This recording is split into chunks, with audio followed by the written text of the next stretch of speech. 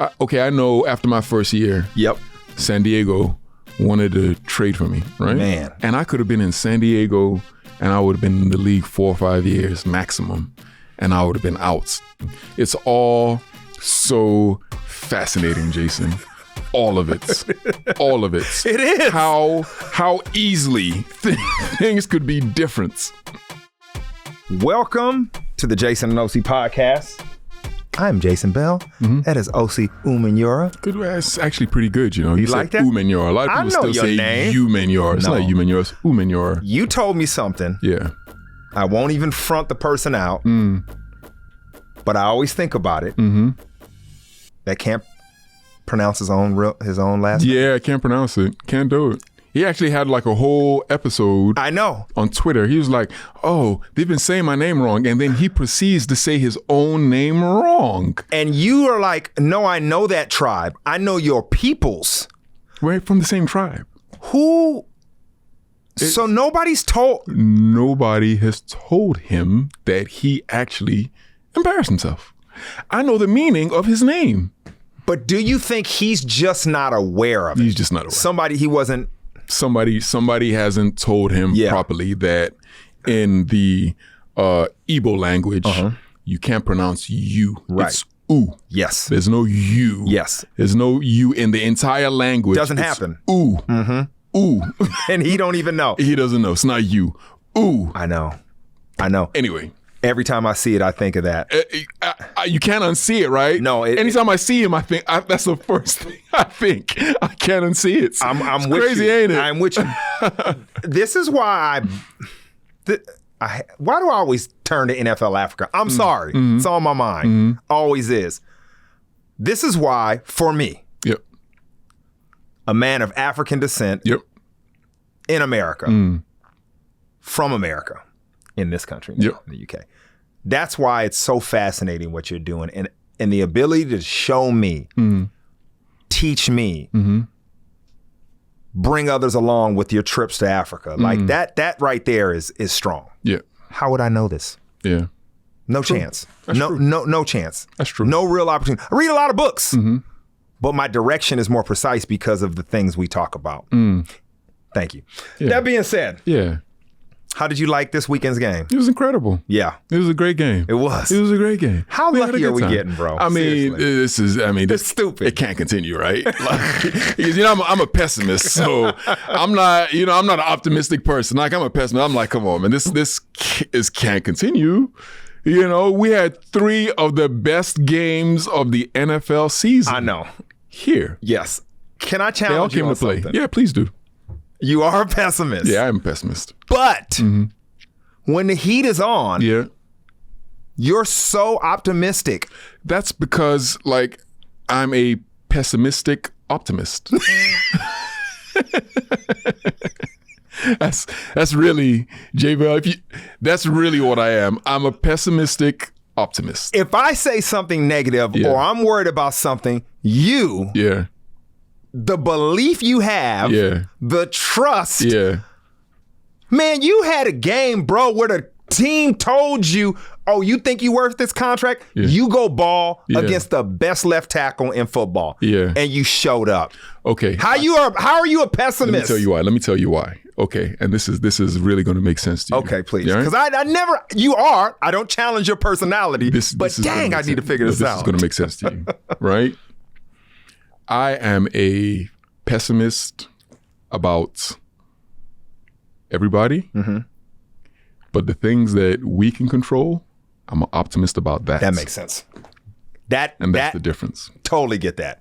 Yeah. So the only things I'm really optimistic about are the things that I know that we're in control of. I'm like, no, don't. Oh, we got All this. right. Because we're in control of this. Yes. Right? Yes. But then if you have to rely on, That's when you're like, that's what it is.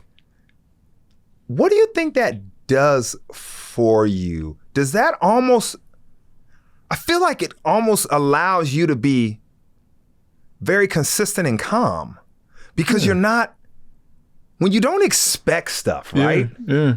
Like you can't really be disappointed. You can't be disappointed, right? But then when the pressure is squarely on you You can and you've show up. come through over and over and over for yourself, then it's just a mentality. You're like, no, okay, we have to do this. Right. I know that we can do this. Right. And this is what we're going to do. All right. Right. So, for instance, why I always say that to you is because, bro, we've been here 7 years. You know the amount of stuff we've been through? Yeah. All the ups and the downs and the, go here, go there, this person, that person, this. And we've remained consistent the entire time. Yes. So at what point do you think, is it now I'm going to panic? No. You're like, you know what? Oh, Jay, I don't know. Like, come on. Like, it's too much. You don't. There's been too much. Very true. Too much evidence Yeah. that this is going to go the way it's always gone. Yes. For me to now panic about something that we're in control of. Right. Yeah. This is fascinating. Do you think, okay, and this all ties into football, all ties into life. I watch you and people that I admire on and off the field and the way you react. It's like you know the moments, right? We're talking about last game. Yeah. We're in the game. We're like, all right, this is the moment of the game. Trevor Lawrence has to make a throw or Russell Wilson has to make a throw.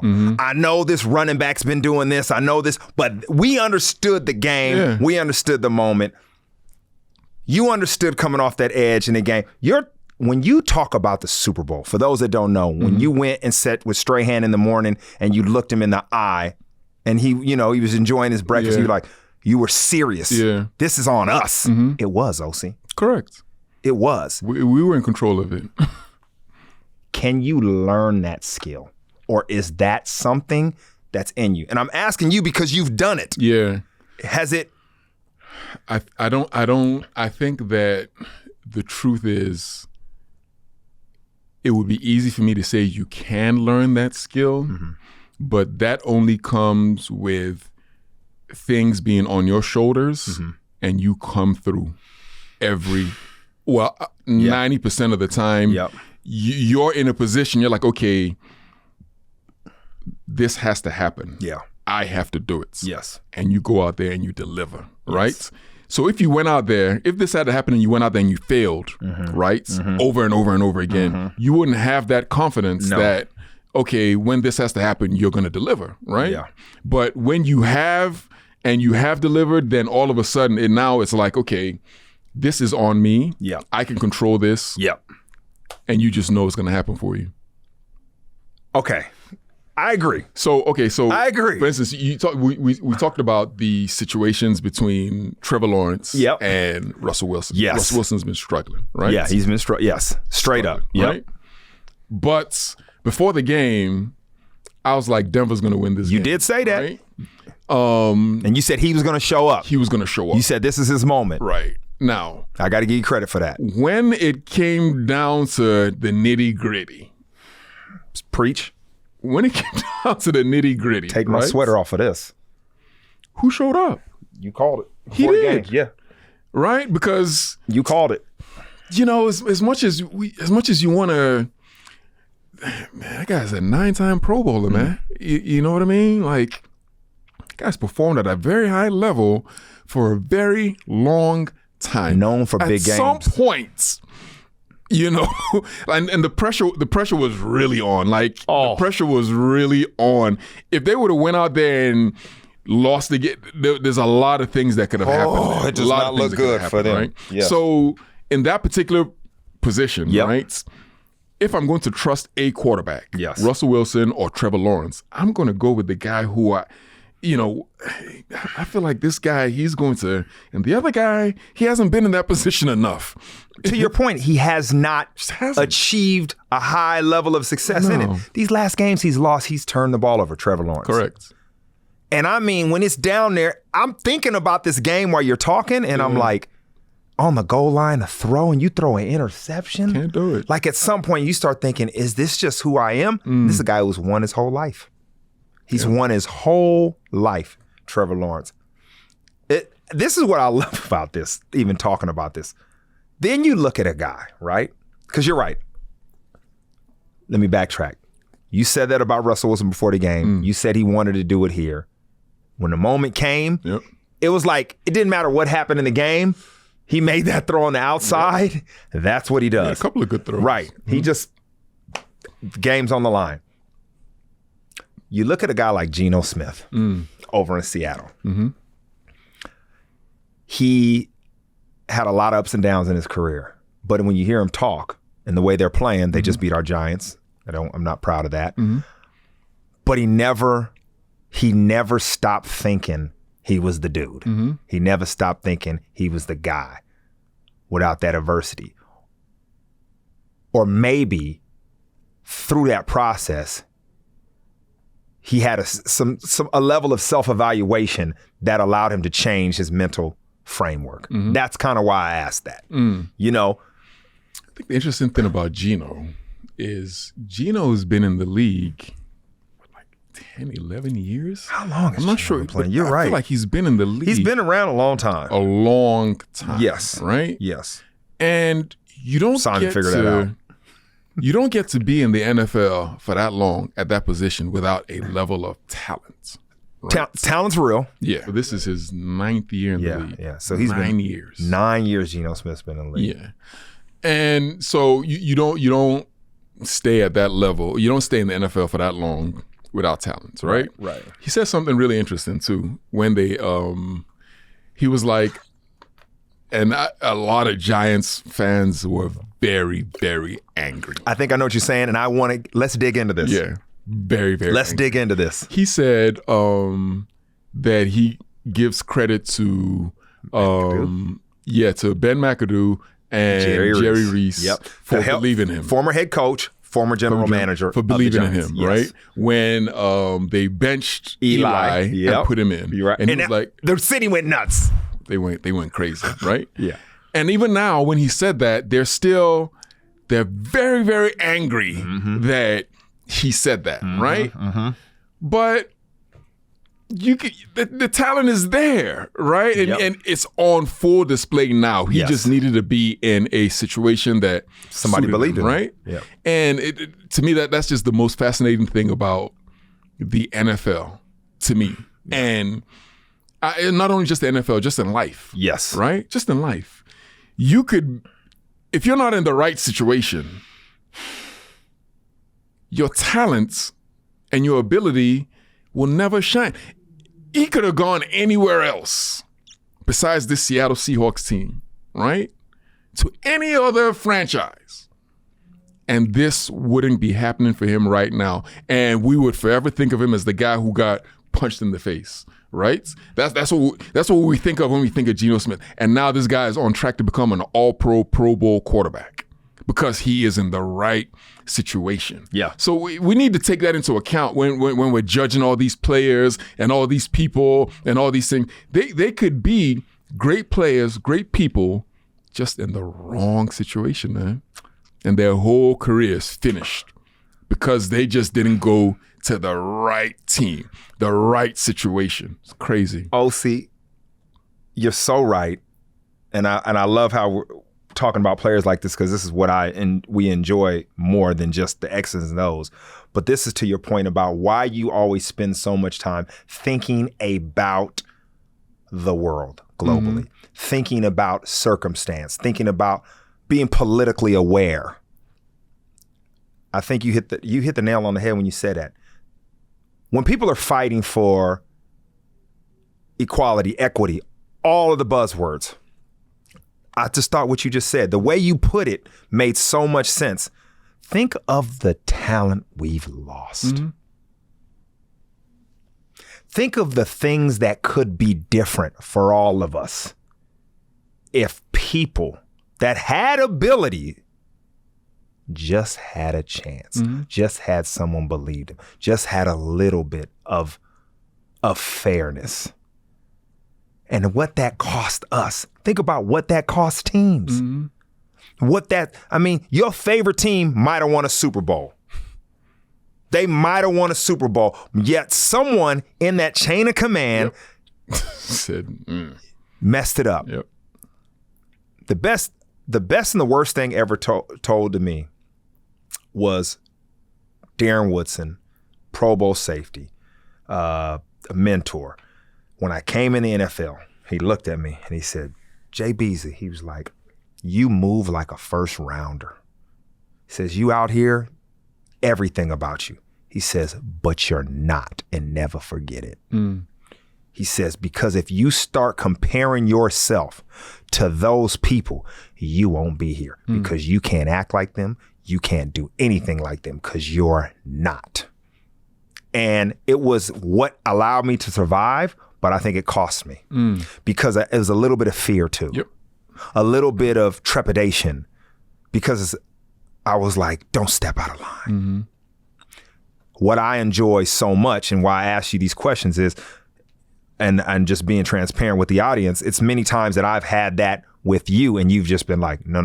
You push. You pushed me. And then I felt like if I fell, you were going to be behind, at least keep me from falling over the cliff, right?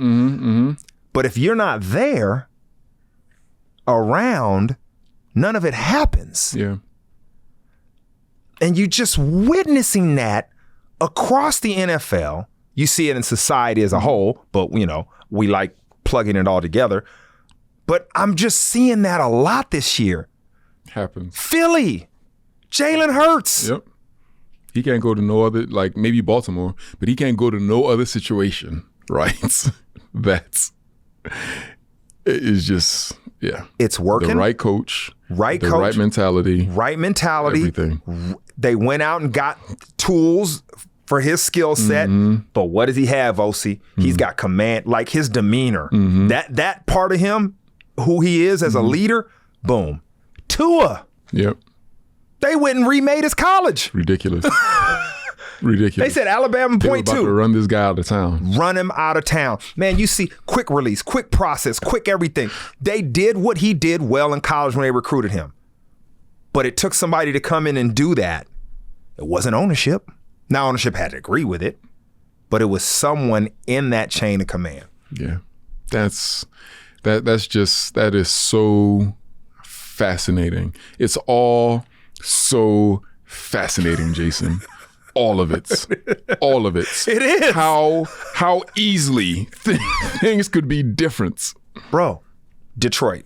We going for this. I want all the player coaches to win.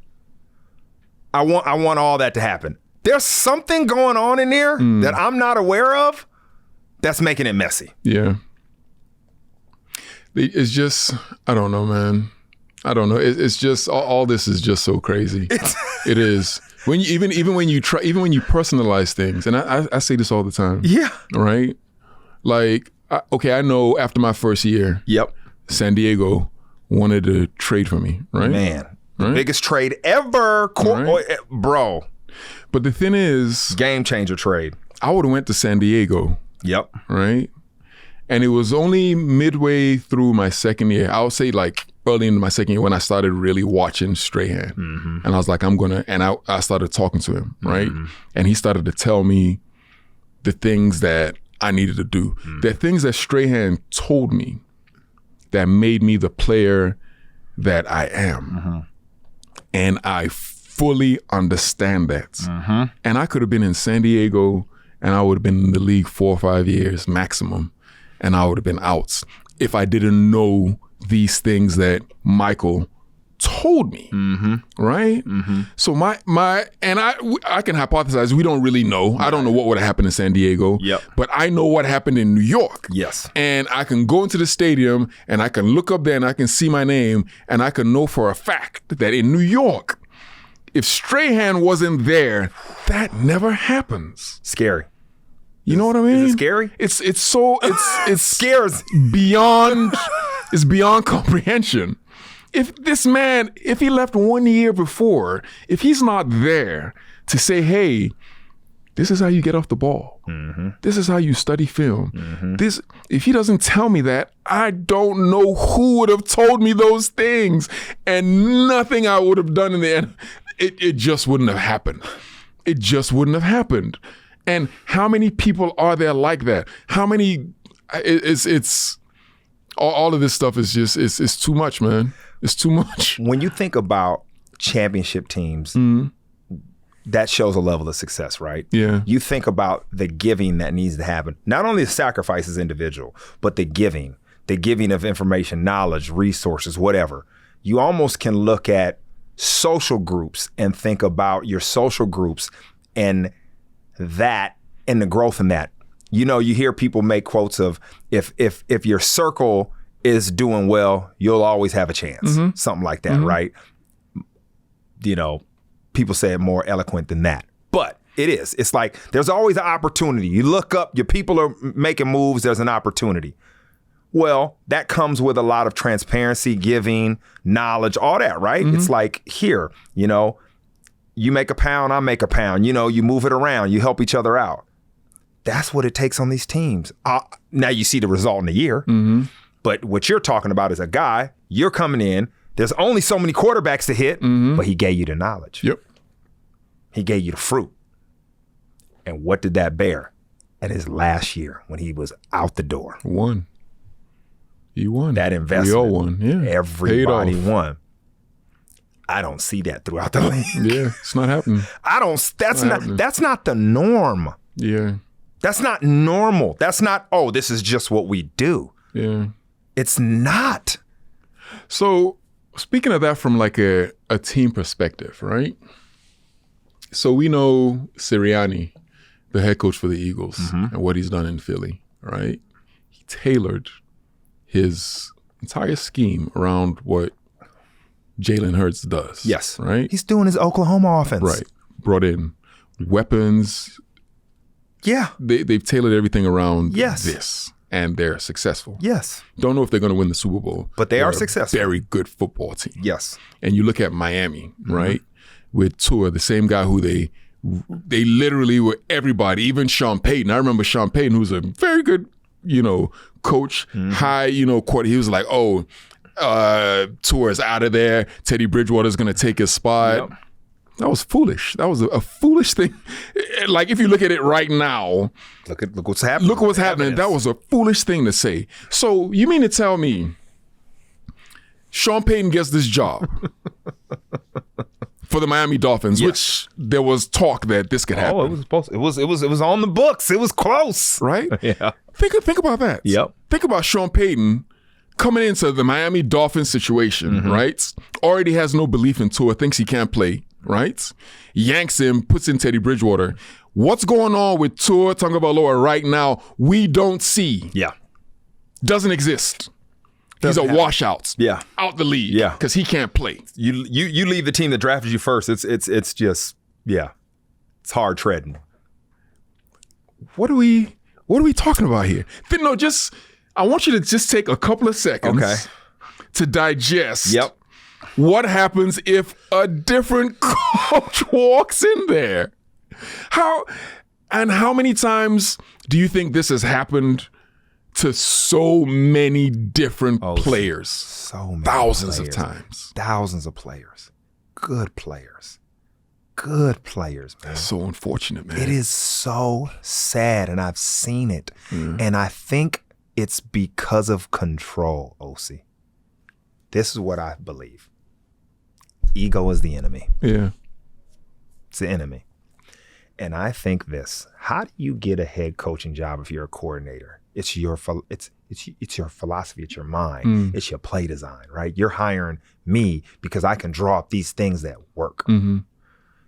So when you get the job, that's what you do. My stuff works. You make it right. Instead of reevaluating what I'm doing, who am I working with? What resources do I have? I might have made these food like this, but I don't have these spices. Yeah.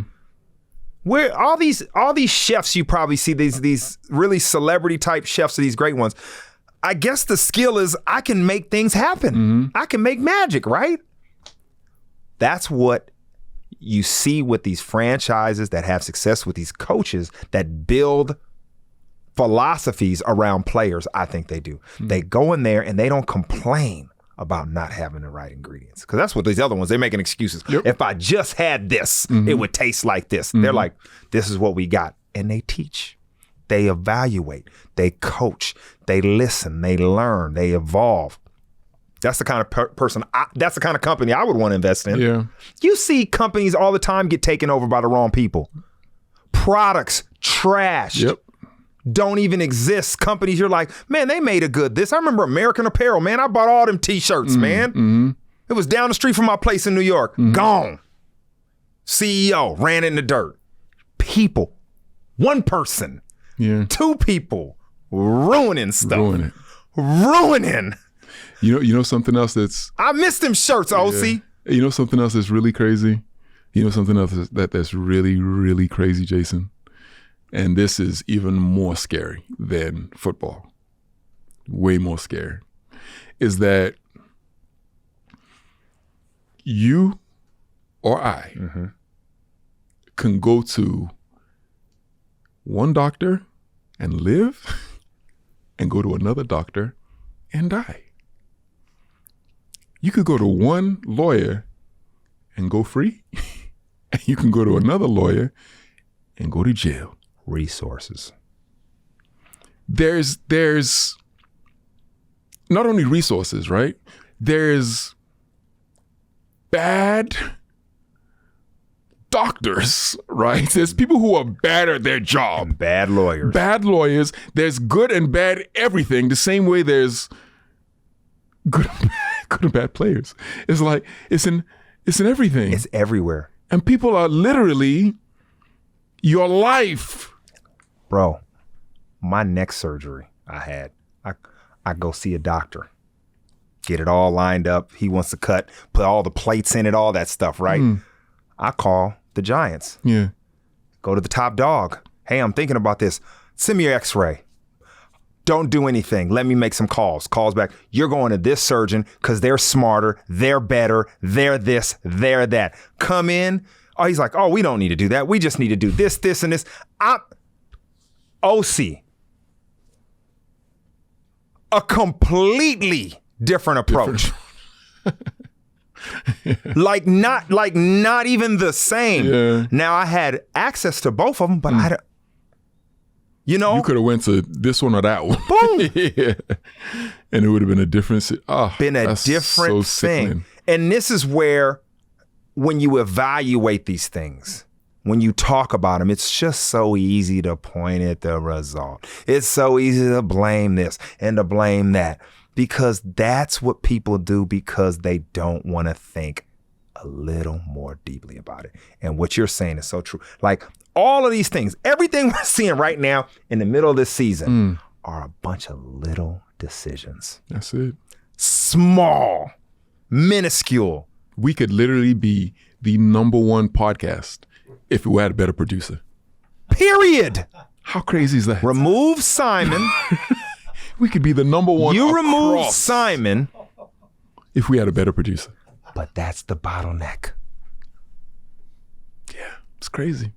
And we can't remove him now. Can't remove him. Can't do nothing. Because he's institutionalized. He's there. He's locked in. All we would have had to do, just say for instance, Chris was the producer.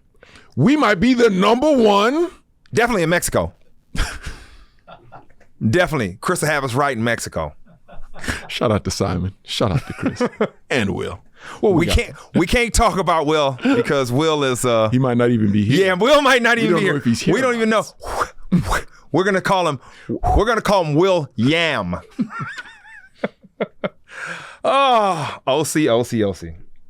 It's always a pleasure talking to you. Yes, sir. It always was great. is. I enjoyed that. The Jason and OC podcast is charting, OC.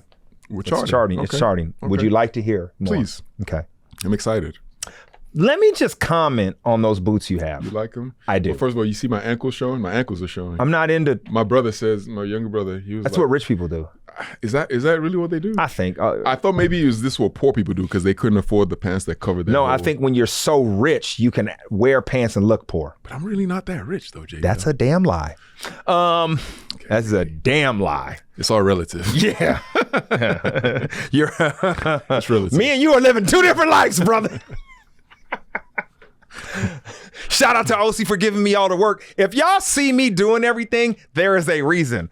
Because OC gave it to me to let me get it done. So I appreciate that. Can't do it. Holla at your boy. Top 20 in the UK, OC. Top 20 in the UK. Top 20 in the UK. Not because of Simon. We have already broken that down. Established Top 100 in France. I like that. Respectable. Voulez-vous, Shayla? Love it. That's okay. Top 200 in Spain and Ireland. I thought we'd be higher in Ireland. For sure, we should be higher now. I got to talk to my peoples. Yeah, you got to do something about that. I have to talk to my people. Maybe we shouldn't be higher in Ireland. I don't know. Maybe there's something I've done. Maybe we shouldn't be. I'm not sure. But go ahead, please. I can't with you. Maybe we should be very low in Ireland. People of Norway. People of Norway.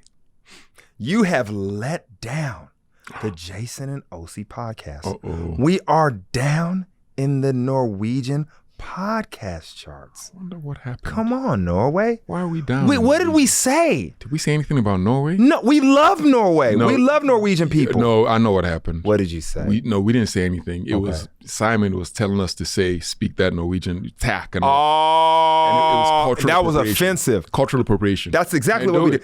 Can't do it.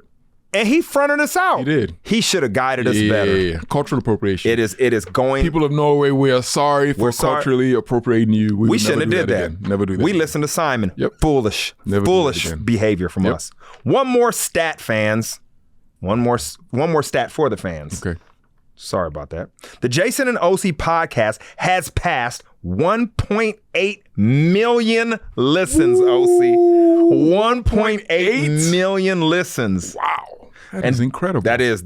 And don't forget. It's a lot of listens. It's a lot. They can also watch us, Osi, on the NFL UK YouTube channel. Yeah. They can. That's all they do. And one last shout out, bro. Okay. One thing I really like. Okay. When we were in the booth looking out, and my buddy actually recorded it. The Lazy Boy commercial. Yeah, Lazy Boy. The commercial. You see at the stadium? I did see. We're just back and forth. It looked good. It does. But I got something to say to Lazy Boy. Lazy Boy. You ready, Lazy Boy? Lazy Boy. 1.8 million listens. Yes. Yesterday's price is not today. It's up, Lazy Boy. Because I tell you what, y'all making some money from these chairs because this is comfortable, it's durable, and it's sexy. Yesterday's price is not today's price. Nah, buddy, we got you gon' pay next year. Because I'm telling you right now, I know what you're making from these things because they are high quality, Lazy Boy. Let me see how far this one goes. Till next week, lower it down. Yeah. Oh, get them legs up. Get them legs up, Jose. And look how sturdy it is too. Okay, hold on. This is up here.